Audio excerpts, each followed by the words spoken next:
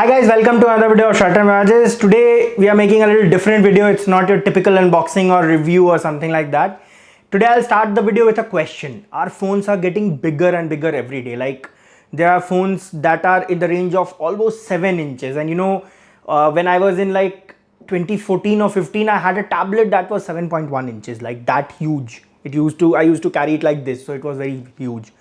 So the point of today's video is are bigger size phones that necessary? Like, do you really need a big size phone in your day-to-day life or in anything that you do? So before starting, I would, it's going to be a pointless conversation if I don't have anything to compare, because honestly, after 2015 or 16, I haven't used any small sized phone. I have personally been a lover of big size phones because I consume a lot of content on my phone. I watch a lot of videos. I play a lot of games. So for that, a big size phone is ideal. But today we are talking about everyone out there, like all of you. So first, today we'll be doing the unboxing of this iPhone 12 mini. Mind you, this is the smallest phone as per my knowledge in the market in this segment, like a premium phone. So this is 5.2 inches in screen, and it's an iPhone. It has everything like an iPhone 12.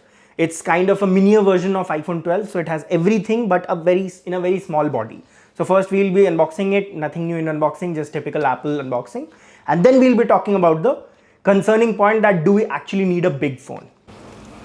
So this is the first small device that we're doing on this channel, and I don't remember using any phone that is 5.2 inches in recent times. So kudos to Apple to bringing back that nostalgic feeling of using a small phone, and actually, to be honest, using a big phone in a very small body, because this one has 5.2 inches screen in a very small body. One thing that this video I started with was the question that do we really need these big phones? Like, are they worth it? But before going into any further detail, let's check out the unboxing. This one, the marked MRP for this is 75,000 rupees.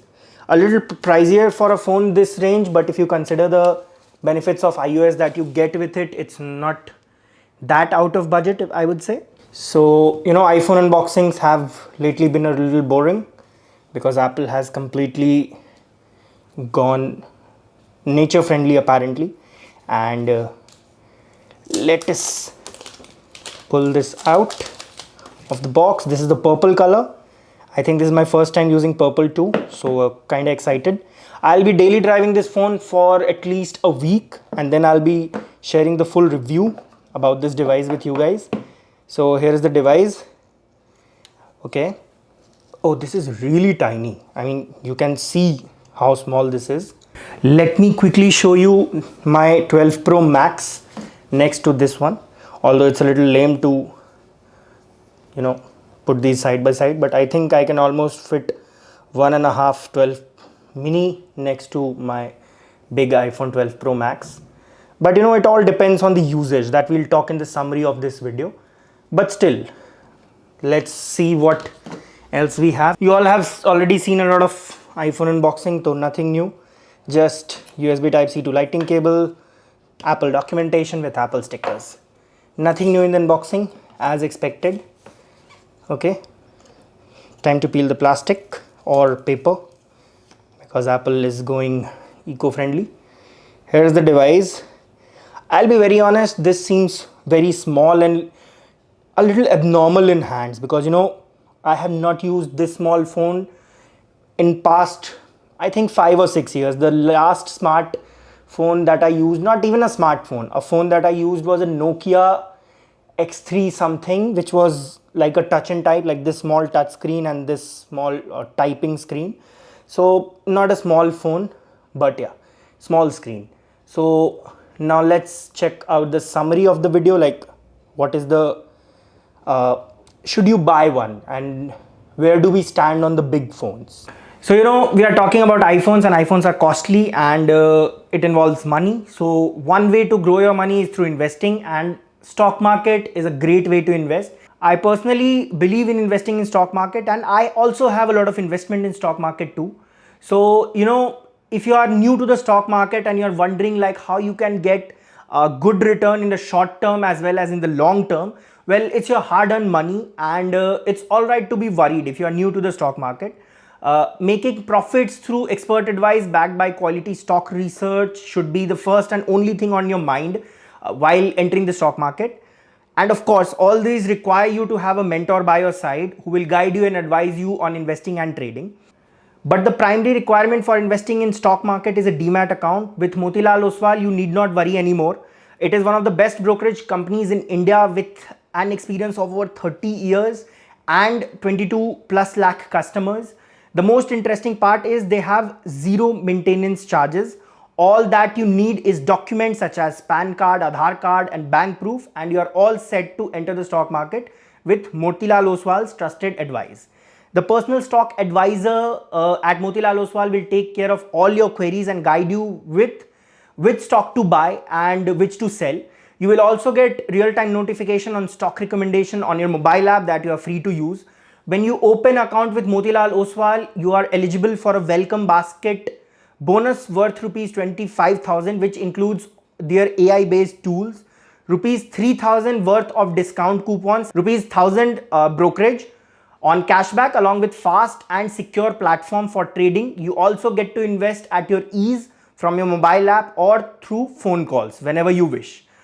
Just click on the link in the description below, in the video description, and enter your name, phone number, city to open a demat account online, and you can start investing in the stock market right away. So now let's focus back to the question that we started the video with, that is, do you really need a big phone? Okay, so as you saw in the starting of the video, we started with a question that do we really need a big phone? This is the iPhone 12 mini, kind of a toy worth 75,000 if I am being honest. And this is my 12 Pro Max. This is heavier than this in every sense, like bigger, heavier, thicker also, better battery life definitely.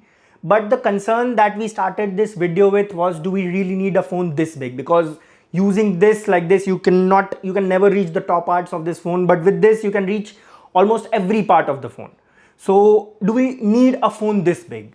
I would divide my answer in two parts. First is for people who watch lots of videos on their phone, play a lot of games on their phone, and a phone is a lot more than a phone for them. Like, it's a laptop kind of thing. For them, I would strongly recommend going with a big size phone like the iPhone 12 Pro Max, even iPhone 12, which has a 6.1 inch screen, or there are other alternatives available in Android. There are a lot of big phones like OnePlus 9 Pro, the newly launched OnePlus Nord CE, so a lot of big phones available. For them, it's not even a doubt, like you should not even think about it for a second, because you're going to use the screen real estate, use the bigger screen in your day-to-day life. Like watching a video on this one compared to this one is going to be a different experience. So for them, it's not even an argument, it's a clear win for the big one. But now coming for the second type of people who use their phone for only phone, like replying to messages, checking out some emails, replying to some emails on their phone, and talking to a lot of people, like making lots of phone calls and doing lots of phone stuff. For them, I honestly don't see a point getting this big phone. First reason, this costs a lot. This one is the 256 GB variant, and this costs approximately 1,40,000 rupees. This one costs whereas 75,000, so almost double the price. In double the price, what you get in this, definitely a bigger battery. Battery is a concern in the smaller phone, but it has MagSafe, wireless charging. You can plug and carry a power bank. It's not a big issue.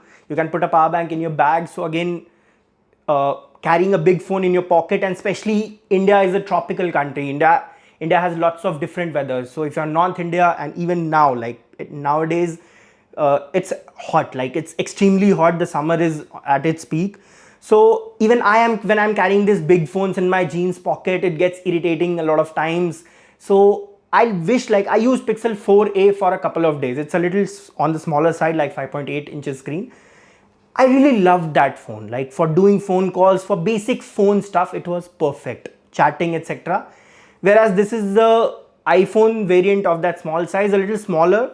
The only drawback that I could think about this is the battery life. The battery life is going to suck a little compared to the bigger ones, because obviously the size, you cannot pack a lot more battery in the same body. Camera, same as iPhone 12. This has 3 cameras, but this is for only the Pro variant, and this is the Pro Max, so it has 3 cameras in the the latest camera sensor sector that Apple launched, that we discussed in the 12 Pro Max video. If you haven't checked that out, it will be popping up on the videos, so you can check it out there. But for people who use a phone only as a phone, for them I would strongly recommend that at least go to a store, look at a small phone, hold it in hand, put it near your ear, like, you know, the experience of talking to this versus this, it's day and night. If you just talk to someone, chat a little, it's like if you don't consume content, this phone is definitely going to be a win for you. Price is also good. A camera, you get a decent, very decent camera. So in my opinion, overall, it's not a clear winner, like whether you should go with a big phone or a small phone. It all depends on the need. But personally, I see that there is a market for smaller phones too. I'm not talking about foldable phones here, it's a different category. But the typical phones that we have these days, I think there is a market for smaller phones. And I believe that if someone like Google or Samsung or OnePlus gives a premium experience like the S21 Ultra experience in a smaller body, I would definitely go with that phone for my secondary device. Primary, because I consume a lot of content on this, and I also have an iPad Pro, so I use iPad Pro a lot to consume content. But still, I would have a bigger phone because I am consuming a lot of content on the go. But for other reasons like making phone calls or as a secondary device, a smaller device makes much more sense. So I hope you guys liked the video, and I think I was able to answer the question that we started the video with.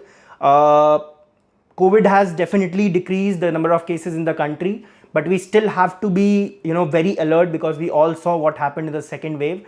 So please stay at your home, please wear a mask, and please avoid going out until and unless it is very necessary.